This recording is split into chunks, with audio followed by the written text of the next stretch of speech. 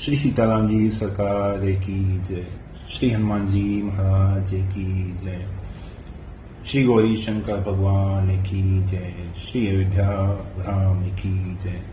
श्री सरयू महारानी जी की जय। सब संतन की जय, सब भक्तन की जय। जय जय श्री सीताराम।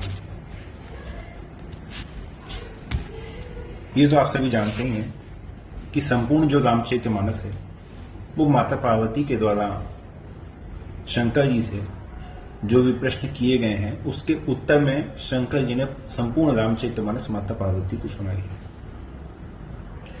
अनेक प्रकार के प्रश्न माता पार्वती ने कहे हैं, तो उन्हीं प्रश्नों के क्रम में जो 11वें नंबर का जब प्रश्न है, जहां पे वो कहते हैं और राम रहस्य अनेका, और जो राम जी के अन्य जो रहस्य हैं वो भी रहस्य आप मुझे समझा कर करिए। तो वो रहस्य क्या क्या है राम जी के, और उसके उत्तर में शंकर जी क्या बताते हैं, इसका उत्तर हमें मिलता है उत्तरकांड में। शंकर जी कहते हैं, शंकर जी माता पार्वती को सुना रहे हैं, लेकिन यहां पे जो प्रसंग आया है, यहाँ पे कागभूषुंडी जी और गरुड़ जी का आया है। सुन खगेश रघुपति प्रभुताई, कहो जथा मति कथा सुहाई। जहि विधि मोह भयउ प्रभु मोही, सोई सब कथा सुनावो तोही। हे गरुड़ जी, राम जी की प्रभुता को तो सुनिए। मैं अपनी बुद्धि के अनुसार वो आपको कथा कहता हूं जिस प्रकार, क्योंकि जब वो गरुड़ जी कागभूषुंडी जी कहते हैं कि क्या आपको भी मोह हो सकता है, मुझे विश्वास नहीं होता, आपको मोह किस प्रकार से हुआ वो कथा आप मुझे समझा कर कहिए। तो वही कथा में यहाँ पे कागभूषुंडी जी समझा रहे हैं। सोई सब कथा सुनावो तो ही, राम कृपा भाजन तुम दाता।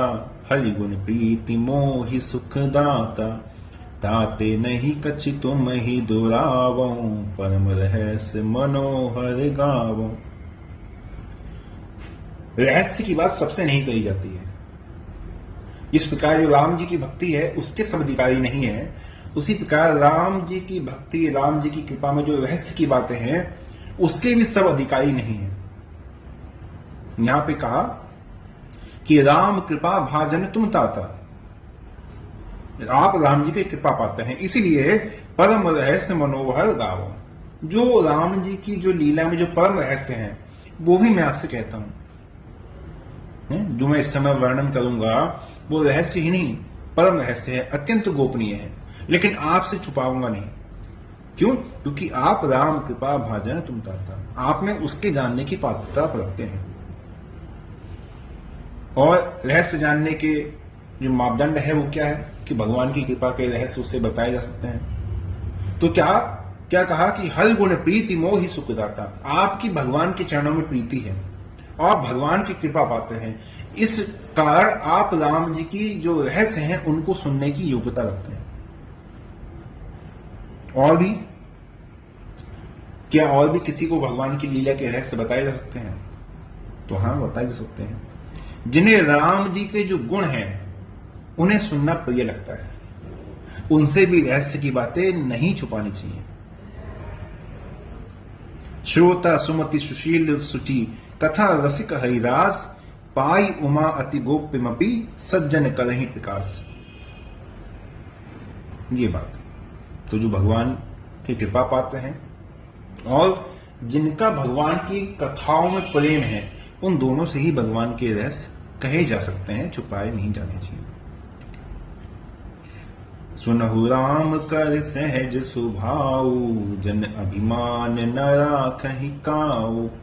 संस्कृति मूल सूल प्रदनाना, सकल शोकदायक अभिमाना। ताते करहि कृपा निधि दूरी, सेवक पर ममता अति भूरी। सुसजिमित व्रत होई गुसाई, मातु चिराव कठिन की नाई। कागभूषुंडी जी राम जी के स्वभाव को जानते हैं, इसलिए राम जी का स्वभाव कह रहे हैं, सुनो राम कर सहज स्वभाव। क्यों? क्योंकि उन्हें राम जी के भजन को छोड़कर कोई दूसरी चीज अच्छी नहीं लगती। तज हरि भजन काज नहीं दूजा। शंकर जी ने माता पार्वती से कहा था ना कि उमा राम स्वभाव यही जाना, ताहि भजन तजी भावना आना। जो राम जी के स्वभाव को जानता है उसको भजन को छोड़कर दूसरा काम उसके लिए रह ही नहीं जाता। और यहां पे कागभूषुंडी जी तजी हरि भजन काज नहीं दूजा, तो अर्थात जो कागभूषुंडी जी हैं वो राम जी के स्वभाव को जानते हैं। ठीक है, तो कागभूषुंडी जी राम जी के स्वभाव के जानने वाले हैं, इसलिए कागभूषुंडी जी जैसे राम जी का स्वभाव बताएं ये मानना चाहिए कि वैसा ही राम जी का स्वभाव है। अन्यथा राम जी के स्वभाव को पहचानना तो बड़ा दुष्कर कार्य है। राम जी के स्वभाव को कौन ही जान सकता है। तो कागभूषुंडी जी राम जी का स्वभाव गरुड़ जी को बता रहे हैं। क्या है? जन अभिमान न राखई काऊ, कि वो अपने भक्त का अभिमान तो कभी रहने ही नहीं देते,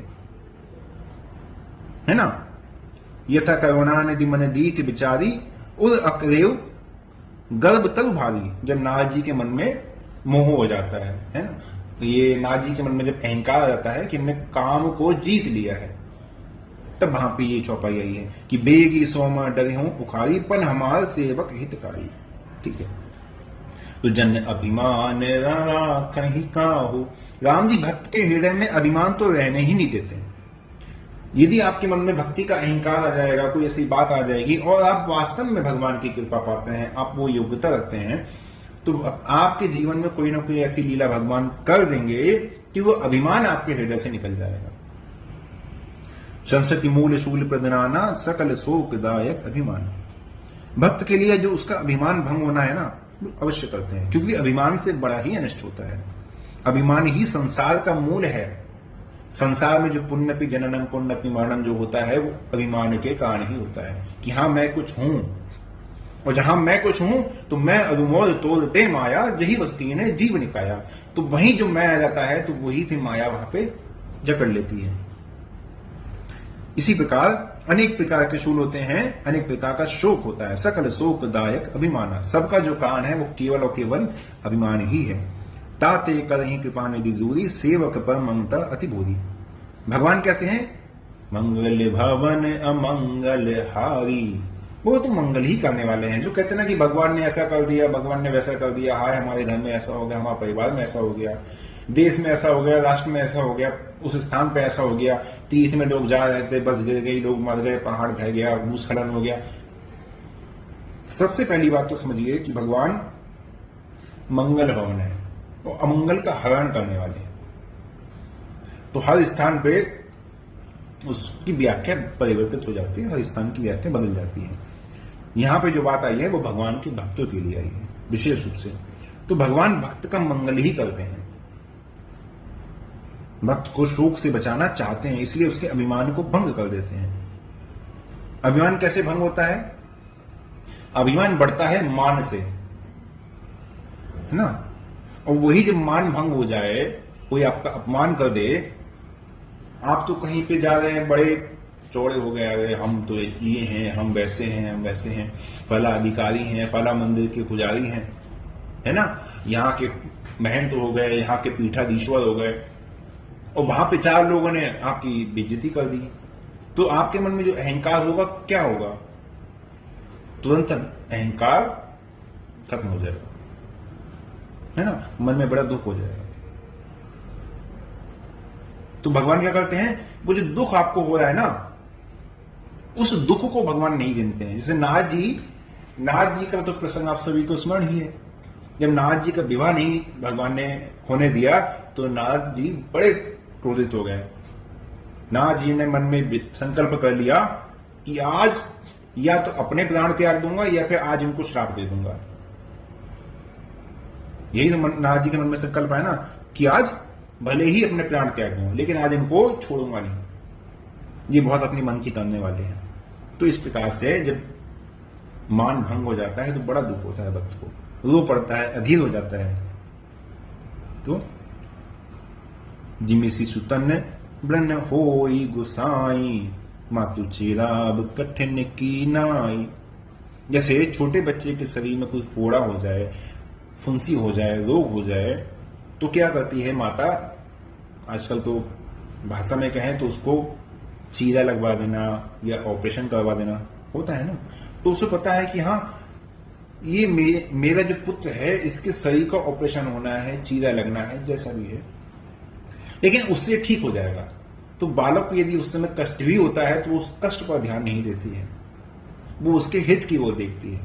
उसी प्रकार यदि भगवान के भक्त के मन में अहंकार आ गया है, तो भगवान को यदि कोई ऐसी लीला करनी भी पड़ती है जहां पे भक्त के मन में दुख होता है, क्षोभ होता है, तो भगवान उसको देखते नहीं है, वो बस भक्त का कल्याण ही चाहते हैं। यद्यपि प्रथम दुख पावे, रोबे बाल अधीर, व्याधि नाश नाश हित जननी, गणति न सोस सुपीर।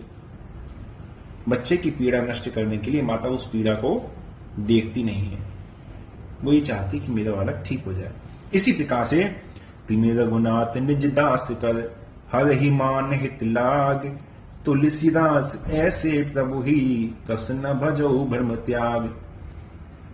गोस्वामी जी कह रहे हैं कि ऐसे राम जी जो माता के समान से प्रेम करने वाले हैं, उन राम जी को तू भजन क्यों नहीं करता, तू भ्रम छोड़कर उन राम जी का भजन क्यों नहीं करता।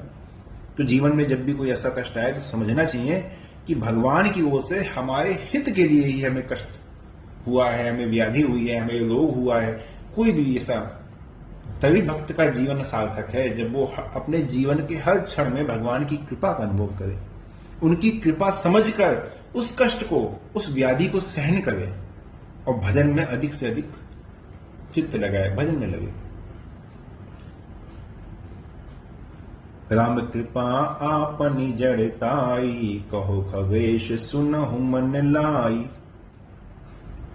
जब जब राम मनुज तन धरही, भक्त हेतु लीला बहु करही। कागभूषुंडी जी कहते हैं गरुड़ जी से कि राम जी की मैं कृपा का क्या वर्णन करूं, मैं राम जी की कृपा का और मेरी मूर्खता का मैं क्या कहूं। भगवान मूर्खता पर भी क्रोध नहीं करते हैं, अपितु कृपा करते हैं। राम कृपा आपनी जड़ताई, हमसे बड़ी मूर्खता हो जाती है लेकिन फिर भी भगवान कृपा ही करते हैं। कहो खगेश सुनहु मन लाई, विशेष बात कही कि राम जी की कृपा की अब जो बात मैं तुमसे कह रहा हूं, है ना, उसको कैसे सुनो, सुनहु मन लाई, उसको मन लगाकर सुनो। क्योंकि अब यदि यहां पे चित्त नहीं दोगे तो अभी भी तो आपको मोह हुआ है, अभी मोह से निकले हो तो तुम पुनः मोह के जाल में ही चले जाओगे। इसलिए कहो खगेश सुनहु मन लाई, इसमें मन लगाकर सुनो। जब जब राम मनुज तन धरही, भक्त हेतु लीला बहु करही। राम जी अनेक शरीर धारण करते हैं, एक नहीं अनेक, यहां पे बात कही, राम जी अनेक शरीर धारण करते हैं, है ना। जब जब राम मनुज तन धरही, यहां पे विशेष बात समझ में आई है क्या। पढ़ने को तो आप ठीक है पढ़ लिया तो पढ़ के आगे चले गए, जब जब भगवान के अवतार की बात आती है तो क्या आता है कि भाई विष्णु जी ने राम जी के रूप से अवतार लिया, कृष्ण जी के रूप से अवतार लिया, कूर्म अवतार लिया, मत्स्य अवतार लिया, है ना, नाना प्रकार के अवतार आते हैं कि लिए। अवतार क्या लिया वो नाम अलग है, अवतार किसने लिया वो नाम अलग है ना, कि ये हैं और यही सब अवतार ले रहे हैं, ठीक है। यहां पे जो कह रहे हैं कागभूषुंडी जी, वो क्या कह रहे हैं कि जब जब राम मनुज तन धरही, ये मनुष्य शरीर धारण करने के बाद राम नहीं हुए हैं, ये राम ही हैं जो मनुष्य शरीर धारण किए हुए हैं। समझे ना, कि अर्थात जो ब्रह्म तत्व है ये उसका अपना ही नाम है राम। इनका नाम इस अवतार से बाहर निकल के ऐसा नहीं है कि विष्णु हो जाएंगे, महाविष्णु हो जाएंगे, सारे नारायण हो जाएंगे, भौमा पुरुष हो जाएंगे, है ना, ये ऐसा नहीं है। ये राम ही है जो भिन्न भिन्न समय पर मानव शरीर धारण करते हैं, ठीक है। और भक्त हेतु लीला बहु करही, और भक्तों के लिए ही लीला करते हैं, भक्तों के लिए ही जितनी इनकी चेष्टाएं होती हैं सब भक्तों के लिए ही होती हैं। वस्तुतः इनका अपना कोई प्रयोजन नहीं होता, क्योंकि राम जी पूर्ण काम है। और जब जब शरीर धारण करते हैं तब तब अवधपुरी में जाऊं, बाल चरित बेलो की हर्षाऊं। जन्म मोह सब देखा हूं जाई, बस 5 तह रहु लुभाई। भगवान की जो नरलीला है ना, जो वामन है, परशुराम आदि अवतारों में भी होती रहती है, जो क्योंकि वो अंश अवतार हैं, उनमें भी होती रहती है। लेकिन कहना है कि मैं वहां पे नहीं जाता, वहां मैं नहीं जाता, क्योंकि इष्ट देव मम बालक रामा, शोभा बपुष कोटि शत कामा, है ना, ये मैंने अपनी तरफ से कहा है। ठीक है, तो कह रहे हैं कि मैं तब नहीं जाता, मैं तो तब जाता हूं जब उनका अवधपुरी में अवतार होता है, तब तब अवधपुरी में जाऊं, तब तब जाता हूं और बाल चरित्र बिलो की हर्षाऊं। और राम जी का जो बाल चरित्र है उसको देखने के लिए जाता हूं, उस चरित्र को देख के मुझे बड़ी प्रसन्नता होती है, बड़ा हर्ष होता है। अन्य अवतार को जो बाल चरित्र हैं उनमें मुझे आनंद नहीं मिलता, इन्हीं के जो चरित्र हैं उसमें आनंद मिलता है। जन्म महोत्सव देखूं जाऊं जाई, वर्ष 5 तह रहू लुभाई। तो जन्म के महोत्सव में ही मैं पहुंच जाता हूं, जन्म का नामकरण संस्कार होता है, जन्म का महोत्सव होता है, तब मैं पहुंचता हूं और वहां 5 वर्ष तक रहता हूं, है ना। कागभूषुंड संग हम दो, मनुज रूप जाने नहीं को। कागभूषुंडी जी के साथ शंकर जी, है ना। परमानंद प्रेम सुख फूले, बीतन फिर ही मगन मन भूले। कागभूषुंडी जी कहते हैं कि मैं शंकर जी के चले जाने पर भी वहां पे 5 वर्ष तक रहता हूं, रुक जाता हूं, है ना। और भगवान के चरणों के मैं इतना मंत्रमुग्ध हो जाता हूं कि वो चरण से नहीं छूटते। ठीक है, अब जो राम जी का अवतार है ये तो कल्प में एक बार होता है, राम जी का अवतार तो एक बार होता है। बालकांड, कल्प कल्प प्रति प्रभु अवतरहि, चारि चरित नाना विधि करहि। इस कल्प का जो भगवान का अवतार है राम जी का वो हो चुका है, इस कल्प का भगवान का अवतार हो चुका है। और हम लोग बड़े भाग्यशाली हैं कि इसी मनवंतर में हुआ है। और हम लोग का ऐसा भी सौभाग्य कहिए कि हमारे से ही 4 चतुर्युगी पहले भगवान का अवतार हुआ है, अन्यथा पूरा मनवंतर बीत जाता है, भगवान का अवतार नहीं होता। तो ये जो मनवंतर है ना, चाक्षुष मनवंतर, ये कहें कि हम लोग बड़े भाग्यवान हैं जो इस मनवंतर में, जिसमें साक्षात भगवान का अवतार हुआ हो, उस मनवंतर में हम लोगों ने भी जन्म लिया है और भगवान की कृपा से ये मानव शरीर हमको मिला है। तो राम जी का अवतार कल्प में एक बार होता है और उसे देखने भुषुंडी जी बार बार जाते हैं। जैसे लोग हर साल रामलीला देखने के लिए जाते हैं, उसी प्रकार हर कल्प में भुषुंडी जाते हैं, है ना। क्यों? क्योंकि रामचरितमानस की कथा में ही आता है, यहाँ बसत मोही खग ईसा, बीते कल्प 7 अरु 20। वो कहते हैं कि इस रमणीय पर्वत पर 27 कल्प तो मुझे बीत चुके हैं और हर कल्प में भगवान का अवतार होता है, अर्थात 27 बार। हर बार जब भगवान का अवतार होता है तो भगवान की लीला देखने के लिए जाते हैं। इष्ट देव मम बालक रामा, शोभा बपुष कोटि शत कामा। निज प्रभु बदन निहारी निहारी, लोचन सुफल करऊं उरगारी। लघु बायस बपु धरि हरि संगा, देखो बाल चरित बहुरंगा। कहते हैं कि मेरे जो इष्ट देव है ना वो बाल मुकुंद है, अर्थात बालक राम है। शोभा बपुष कोटि शत कामा। बालक राम क्यों है? क्योंकि जब कागभूषुंडी जी जाते हैं लोमश जी के पास, तो लोमश जी उनको बाल स्वरूप की उपासना का ही उपदेश देते हैं। बालक रूप राम कर ध्याना, कहु मोहि मुनि कृपा निधाना। तो इष्ट देव जो बालक बने हैं वो इस प्रकार से बने हैं कि गुरु द्वारा प्रेरित उनको ये स्वरूप मिला है, गुरु से उनको ये स्वरूप की प्राप्ति हुई है। तो कहते हैं कि 5 वर्ष तक मैं उन्हीं अपने इष्ट देव जो भगवान है उसके आगे की लीला का दर्शन नहीं कर रहे हैं, उसके आगे भगवान के पास नहीं जा रहे हैं। जो अपना इष्ट देव है, जो 5 वर्ष की बाल लीला है, केवल वहीं पे भगवान का दर्शन कर रहे हैं। देखिए भगवान के प्रति अनन्यता आप देखिए। और भी भगवान की लीला हो रही है, उसका भी गायन कर रहे हैं, ठीक है, उसका भी पठन पाठन करते हैं अपने यहाँ। शंकर जी सुनने आते हैं, है ना, देवी देवता गंधर्व यक्ष सब सुनने आते हैं।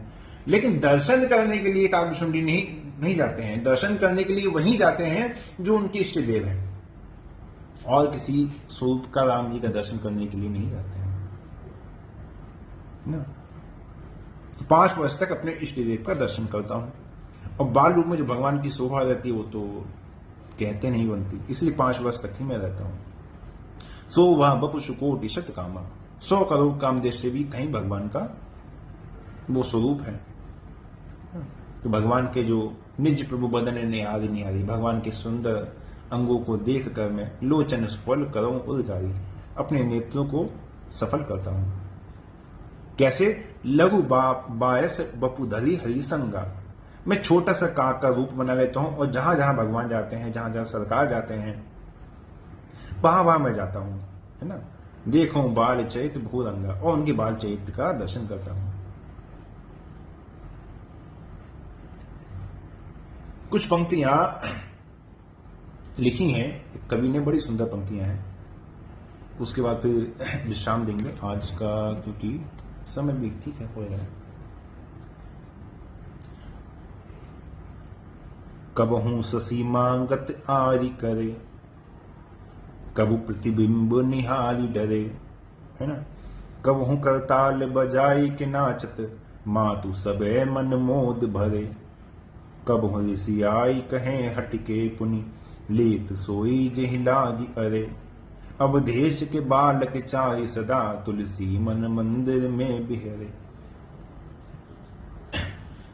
जो दशरथ जी के जो 4 बालक हैं, वो गोस्वामी जी के मन मंदिर है ना, उस मन मंदिर में चारों ही बालक बिहरे, बिहार करें, मन मंदिर में सदा विराजित रहें।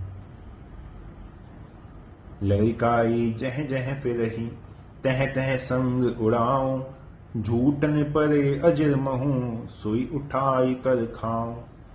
एक बार अतिशय सब चैत किए रघुवीर, सुमिरत प्रभु लीला सोई, पुलकित भयउ शरीर। बचपन में बालकों में स्थिरता कहां रहती है? तो ललिकाई जह जह फिरे ही, तह तह संग उड़ाऊं, जहां जहां प्रभु जाते हैं वहां पर उनके साथ ही मैं उड़ता फिरता हूं, है ना। वो नीचे जाते हैं तो मैं नीचे चला जाता हूं, ऊपर जाते हैं तो मैं भी ऊपर उड़ने लगता हूं, जिससे कि उनका जो मुखमंडल है वो मेरे नेत्रों के सामने ही बना रहे, है ना। निज प्रभु बदन निहारी निहारी, लोचन स्फल करो उदगारी। अभी कहा ना उन्होंने वही बात। झूठे न परे अजर महू, सोई उठाई कर खाऊं। अब घूम रहे हैं तो घूम के जो बालक जो खाते हैं, तो बालक खाते कम है, गिराते जा रहे हैं। तो काकभूषुंडी जी क्या है कि आंगन में जो झूठन गिरती है उसी को मैं चुक चुक कर खाता रहता हूं। क्यों? क्योंकि इस प्रकार से जो भगवान का उच्चिष्ट है, उच्चिष्ट इस प्रकार से भगवान का जो ग्रहण करते हैं, ऐसे उच्चिष्ट की बड़ी महिमा है, ऐसे उच्चिष्ट की बड़ी महिमा है। उस उच्चिष्ट के प्रसादी की ऐसी महिमा है कि भगवान का ऐसे अनुपम प्रेम काकभूषुंडी जी को प्राप्त है ना। एक बार अतिशय सब चैत किए रघुवीर, है ना। तो बचपन की जो राम जी की जो बाल लीला हो रही है ना, अतिशय सब अर्थात भगवान की जो जितनी भी लीला है उसमें जो अतिशयता है वो इस लीला में है ना। एक बार अतिशय सब चैत किए रघुवीर, सुमिरत प्रभु लीला सोई, पुलकित भयउ सोई। तो भगवान की वो जो लीला है, अब स्मरण कर रहे हैं, अभी कहीं नहीं है इसलिए मैं भी यहां पर नहीं कहूंगा, अभी स्मरण कर रहे हैं कि भगवान की ऐसी जो लीला है, ऐसा भगवान ने चैत किया जिसका स्मरण करके मेरा शरीर देखिए पुलकित हुआ जा रहा है। मतलब पुलकित से समझिए कि शरीर के रोए खड़े हो रहे हैं, नेत्रों से प्रेमाश्रु झलके जा रहे हैं।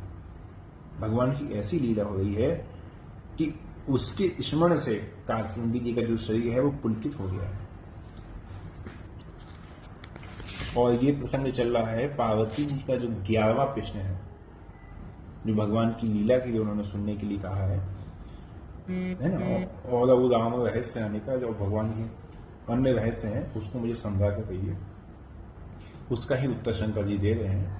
और लगभग 2 दोहे हो गए हैं और इसकी आगे की लीला फिर हम लोग बाद में सुनेंगे। और आज के लिए यहीं विश्राम देते हैं।